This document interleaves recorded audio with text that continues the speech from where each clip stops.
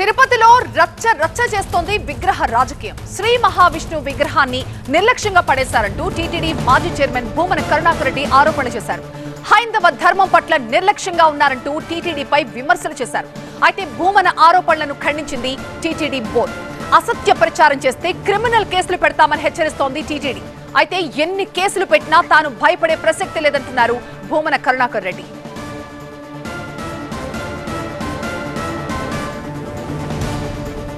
Alipiri old check point car parking దగ్గర రోడ్డుపై ఒక విగ్రహం ఉంది. ఇప్పుడు ఈ విగ్రహం చుట్టూరా వివాదం తారాస్థాయిలో నడుస్తోంది.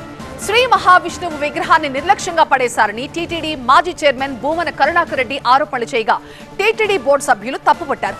అసలు ఆ విగ్రహం మహావిష్ణువు విగ్రహం కాదని, అది 10 ఏళ్లుగా అక్కడే ఉందని భూమన ఆరోపణలని తిప్పికొట్టింది టీటీడీ.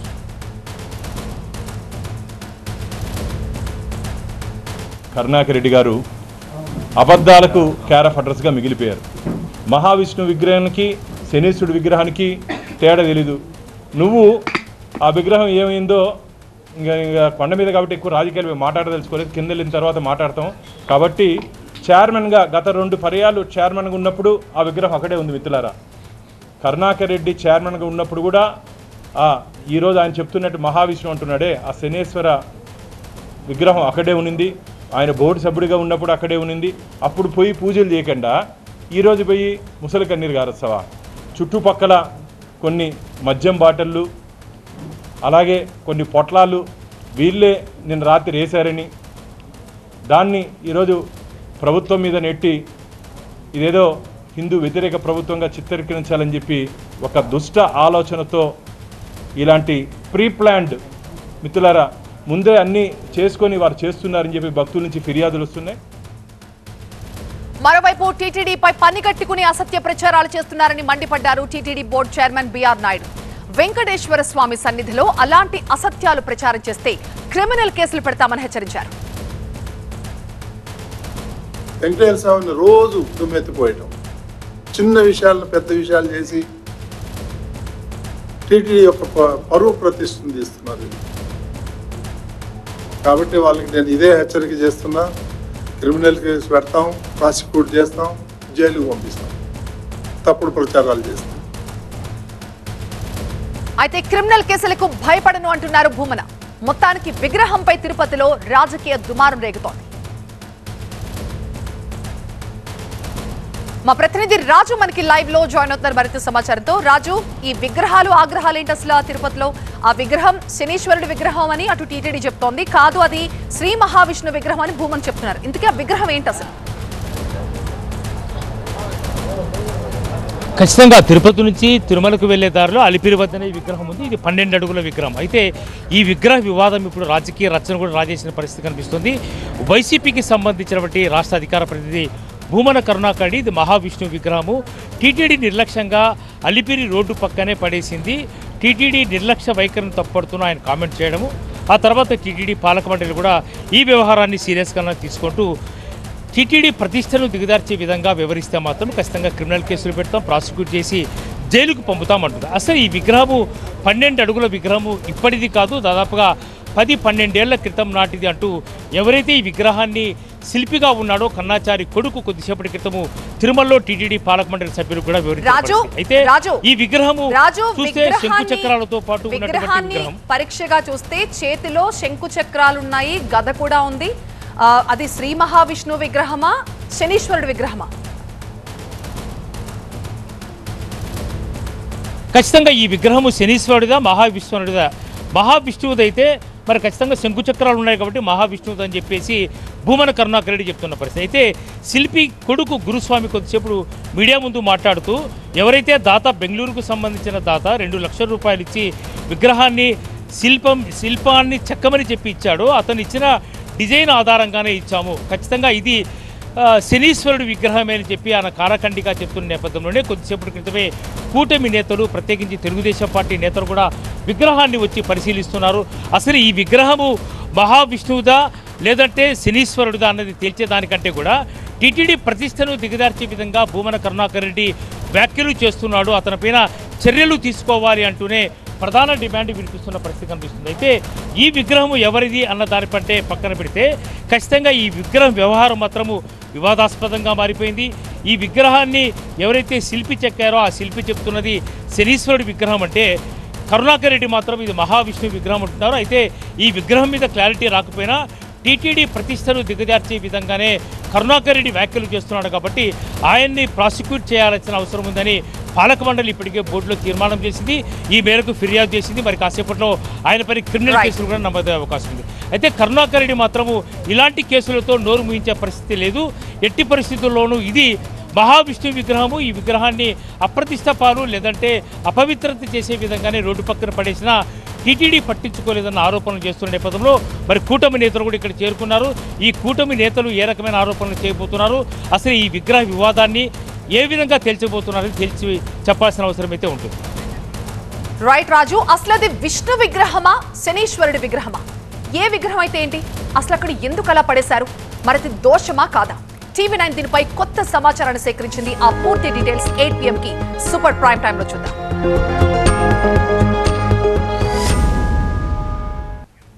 ఇక ఏపీలో ఆరోగ్యశ్రీ సేవలు నిలిచిపోయాయి. నెట్వర్క్ హాస్పిటల్స్ సమ్మె చేస్తున్నాయి. నిన్నటి నుంచి ఉచిత ఓపీ సేవలు కూడా బంద్ అయిపోయాయి. 2000 కోట్ల బకాయిలు చెల్లించాలని డిమాండ్ చేస్తున్నారు. దానికి సంబంధించిన బ్రేకింగ్ న్యూస్ మనం చూస్తున్నాం. ఎన్టీఆర్ వైద్య సేవ CEO కి లేఖ రాశారు ఆంధ్రప్రదేశ్ స్పెషాలిటీ హాస్పిటల్ అసోసియేషన్ ప్రతినిధులు. వారంలోగా సమస్య పరిష్కరించాలని కోరారు. మందులు బకాయిల విడుదల తర్వాతే చర్చలు జరుపుతామని తేల్చి చెబుతున్నారు. అలాగే యూనివర్సల్ హెల్త్ కేర్ సిస్టమ్ కు వెళ్లే ముందు తమకు రోడ్ మ్యాప్ ఇవ్వాలని కోరుతున్నారు. తమను కూడా కొత్త సిస్టమ్ లో స్టేక్ హోల్డర్స్ గా చేర్చాలంటున్నారు. యూనివర్సల్ హెల్త్ కేర్ సిస్టమ్ లో ఇన్సూరెన్స్ ప్యాకేజ్ రేట్స్ తెలియజేయాలని ఆశా ప్రతినిధులు కోరుతున్నారు.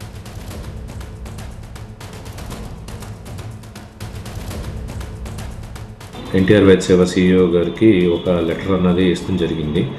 దాంట్లో మా ప్రాబ్లమ్స్ మెయిన్గా పాత డ్యూసు, రెండోది ఆపరేషనల్ ఇష్యూస్, మల్టిపుల్ థింగ్స్, తర్వాత రేషనలైజ్ ఆఫ్ ప్యాకేజెస్, తర్వాత ఇప్పుడు ఫ్యూచర్లో వచ్చి ఈ యూనివర్సల్ హెల్త్ స్కీమ్లో మా స్టేక్ హోల్డర్స్ పరంగా ప్రైవేట్ నెట్వర్క్ హాస్పిటల్స్ ఒపీనియన్ కూడా తీసుకోవాలి అని మనవి చేసుకుంటాం జరిగింది.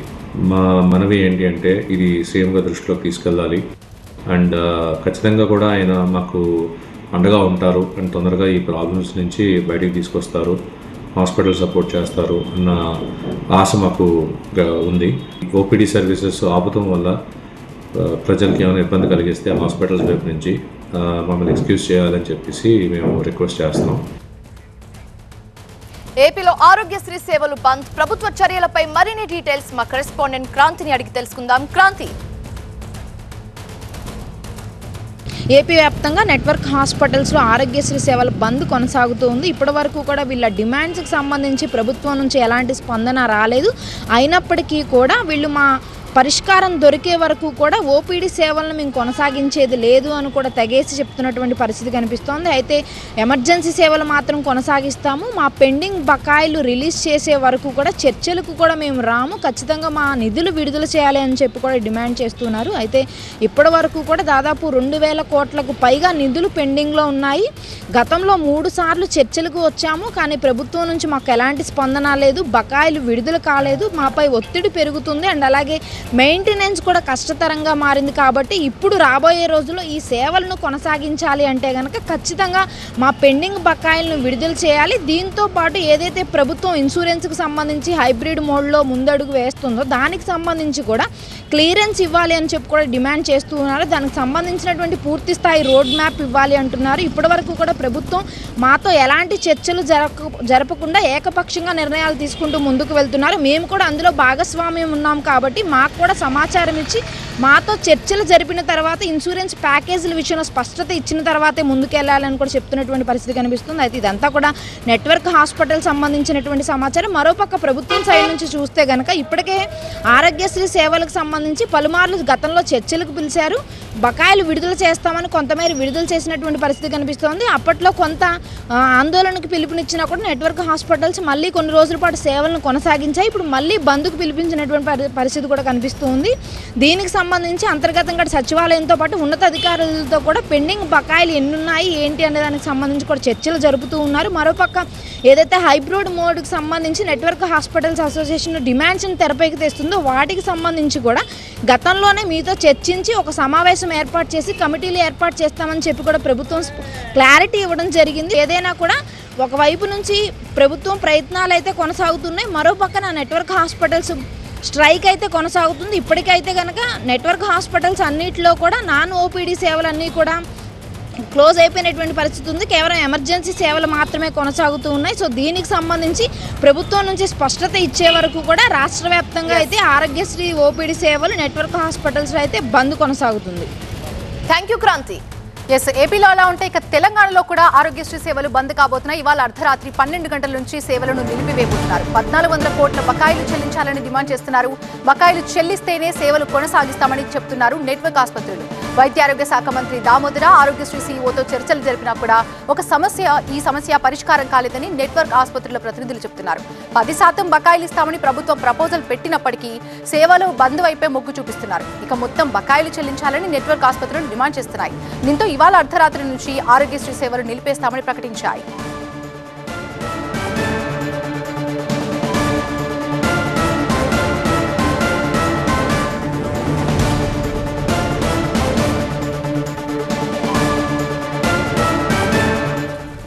పూర్తి అప్డేట్స్ అందించడానికి మా ప్రతినిధి ప్రభాకర్ లైవ్ లో సిద్ధంగా ఉన్నారు. ప్రభాకర్, ఏపీ సిచ్యువేషన్ ఇక్కడ కూడా రిపీట్ కాబోతుందా? మంత్రితో జరిపినటువంటి చర్చలు విఫలమైన అనుకోవచ్చా? అంతేకాకుండా ఇవాళ అర్ధరాత్రి నుంచి సేవలు బంద్ చేయబోతున్నారంటున్నారు. మరి ప్రభుత్వం ఎలాంటి యాక్షన్ ప్లాన్ సిద్ధం చేస్తోంది?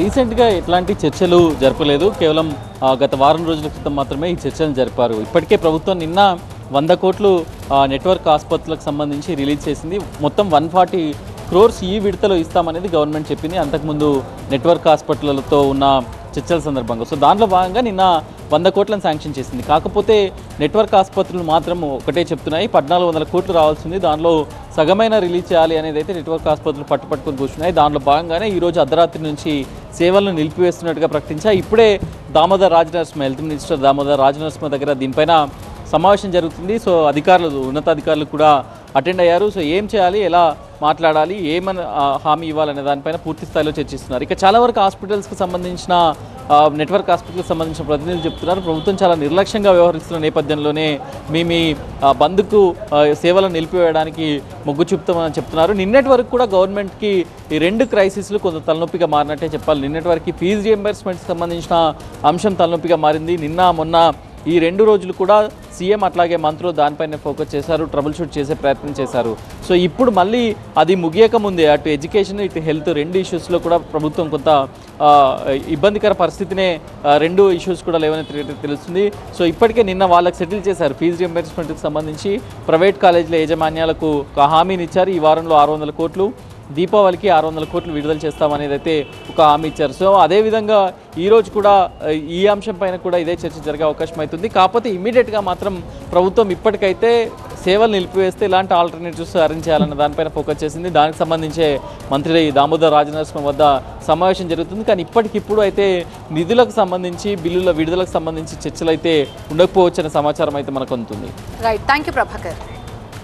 పక్కాగా పనిచేయాలి, ఏపీని అత్యుత్తమ రాష్ట్రంగా నిలబెట్టాలి అంటూ 2వ రోజు కలెక్టర్ల సదస్సులో కీలకమైన సూచనలు చేశారు సీఎం చంద్రబాబు. ముఖ్యంగా స్వచ్ఛాంధ్ర, సర్క్యులర్ ఎకానమీపై కలెక్టర్లకు టాస్క్లు ఇచ్చారు. అంతేకాదు, టైం పెట్టుకుని ఆ టైం లైన్లో పనిచేయని అధికారుల మీద చర్యలు తప్పవంటూ స్వీట్ వార్నింగ్ ఇచ్చారు సీఎం. స్వచ్ఛాంధ్రను సీరియస్ గా తీసుకోవాలని మరోసారి కలెక్టర్లకు సూచించారు చంద్రబాబు. డంపింగ్ యార్డులు, బంజర భూముల్లో ఏళ్లుగా పేరుకుపోతున్న చెత్తను వెంటనే తొలగించాలన్నారు. గ్రామాల్లో పరిశుభ్రతపై దృష్టి పెట్టడమే కాకుండా వేస్ట్ మేనేజ్మెంట్ సక్రమంగా చేయాల్సిన అవసరం ఉంది అన్నారు. స్వచ్ఛాంధ్రప్రదేశ్ ను ఒక ఉద్యమంలా చేయాలని కలెక్టర్లకు దిశానిర్దేశం చేశారు బాబు. లెగసీ వేస్ట్ అంతా అక్టోబర్ 2 క్లియర్ అవుతుంది. కొద్దిగా మిగిలిపోతుంది. జనవరి 1 నుంచి వేస్ట్ అనే మాట ఎక్కడా కనపడకూడదు. That is your responsibility. You take all precautions. అక్కడి నుంచి ఉంటే మాత్రం ఫర్మ్గా యాక్షన్ తీసుకుంటాం. అది కూడా మీరు వర్కౌట్ చేసుకుంటే 83 లక్షల మెట్రిక్ టన్నులు ఏదైతే లెగసీ వేస్ట్ ఉందో అవన్నీ క్లియర్ చేయగలిగాం. అదే మరి చెత్త మీద పన్ను కూడా మనం తీసేయగలిగాం.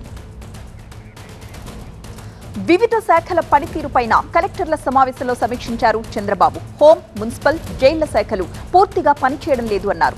రెవెన్యూ శాఖలోనూ ఇంకా అనేక ఇబ్బందులున్నాయన్నారు.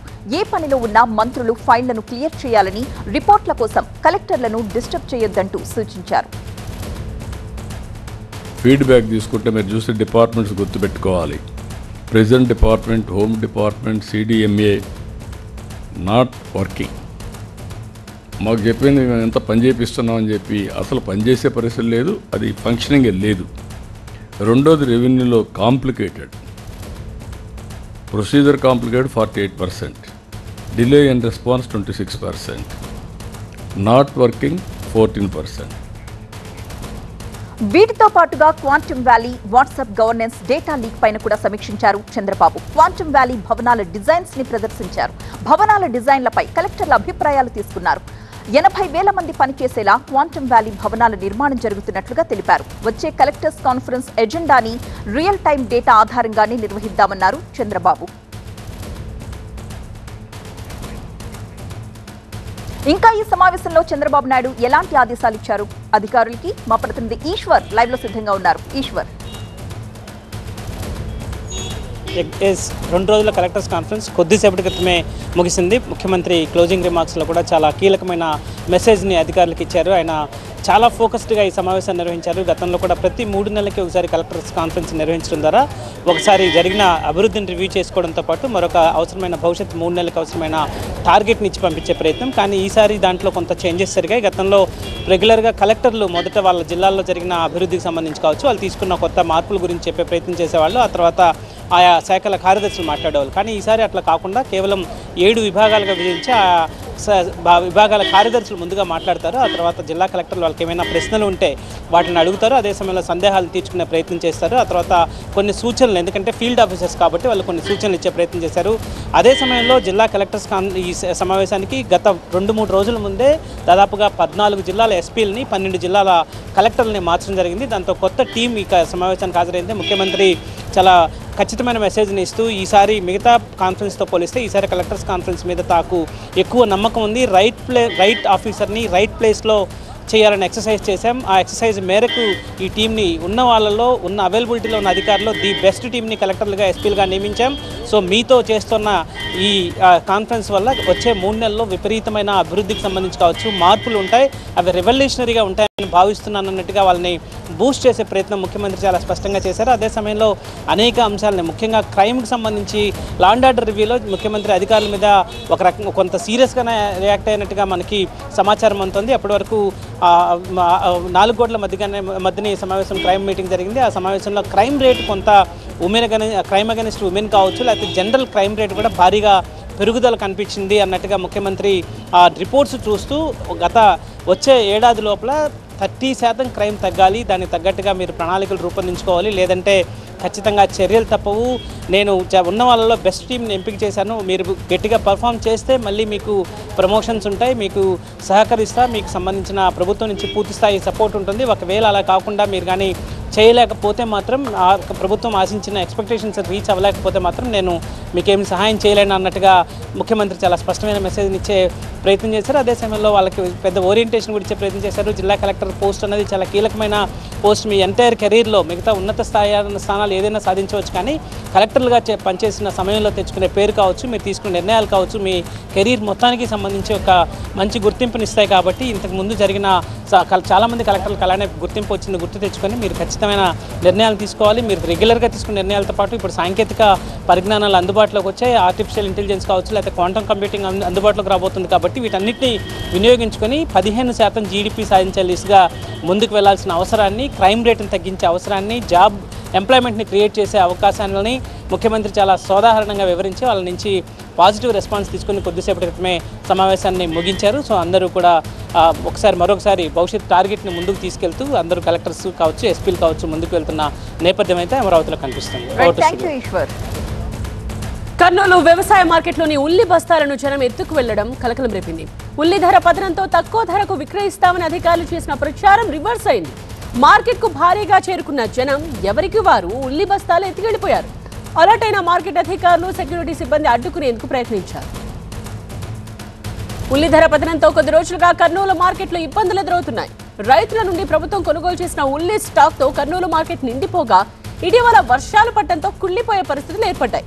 అలర్ట్ అయిన అధికారులు తక్కువ ధరలో వేలం వైబోతున్నట్టుగా ప్రచారం చేయడంతో కర్నూలు మార్కెట్కు జనం భారీగా తరలివచ్చారు.